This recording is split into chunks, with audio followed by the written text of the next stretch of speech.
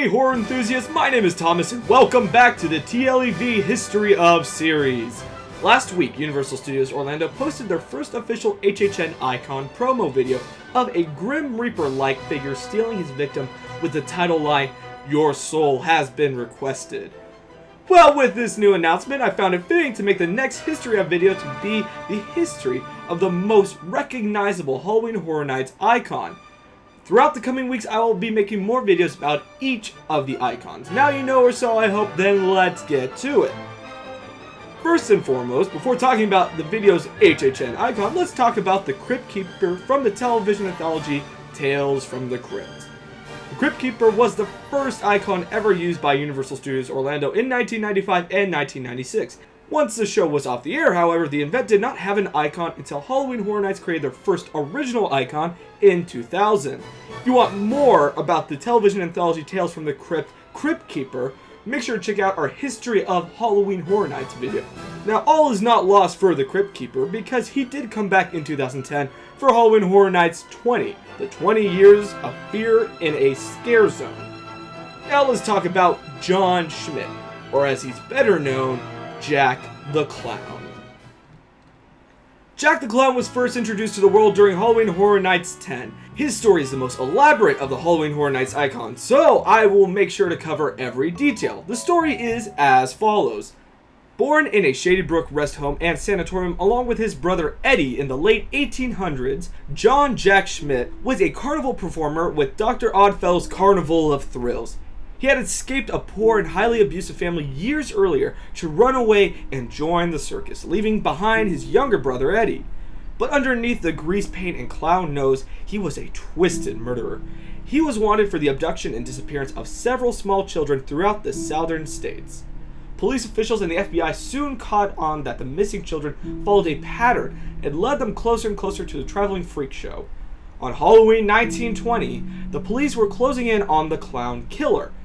Fearing capture, Jack revealed his sinister secret to Dr. Oddfellow in the hopes of possible concealment. The doctor himself, wanted by the police for the accidental death of several patrons in a freak circus accident years earlier under a different name, was not sympathetic to Jack's cause. He quickly admonished him for potentially bringing the police down upon the entire brand of miscreants. He asked Jack to show him what he had done with the bodies of the children. Jack revealed that the bodies of 13 children hidden in the confines of 3 small trunks that were kept in his traveling coach.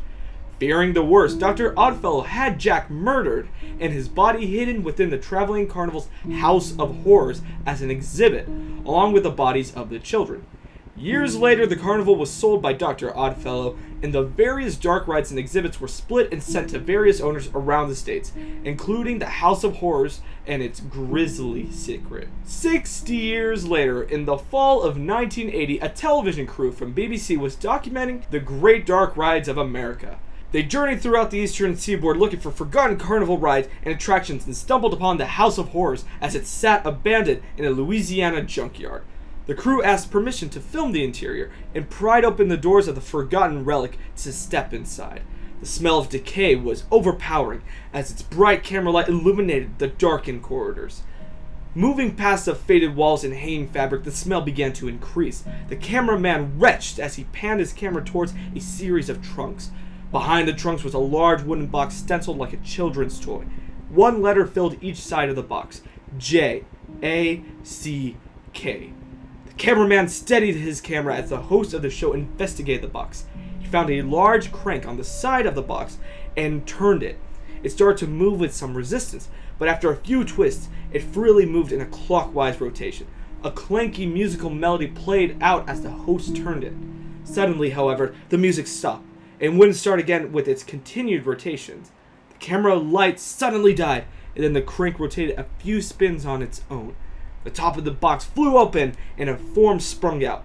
Affixed to a giant spring was the decomposing body of Jack Schmidt. After a thorough police investigation, the bodies of the 13 children as well as the body of Jack were shipped to the local Louisiana coroner's office for further examination.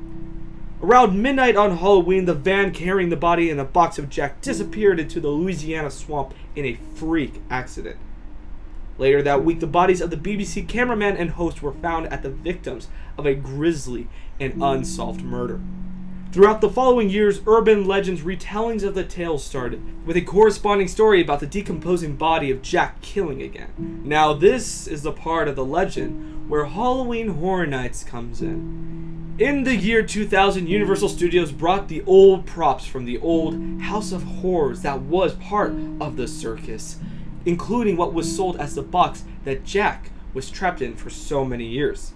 The story is that some poor fool tried to test this claim, and Jack was unleashed on the unsuspecting Halloween Horror Nights guest for the first, but certainly not for the last time.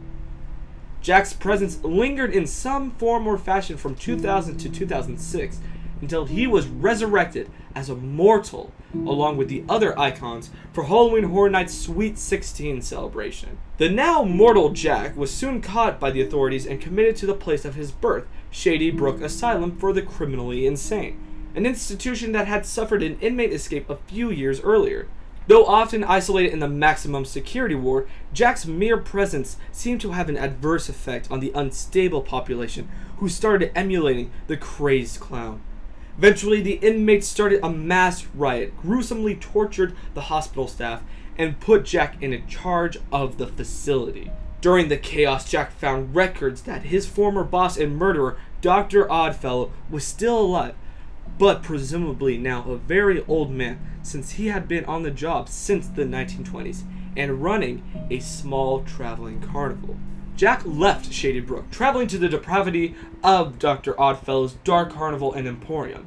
In the dark of night, Jack stalked into the tents and took his long overdue vengeance. When he emerged, he was changed.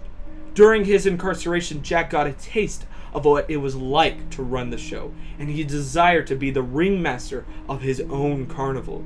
He dressed himself up in the bright red coat and boots of a proper ringmaster. He also adorned himself with a crude top hat and terrible trinkets of his liking. He completed the transformation with Dr. Oddfellow's prized possession, which also presumably what kept Oddfellow alive in motion for 80 years, a silver-headed cane of souls.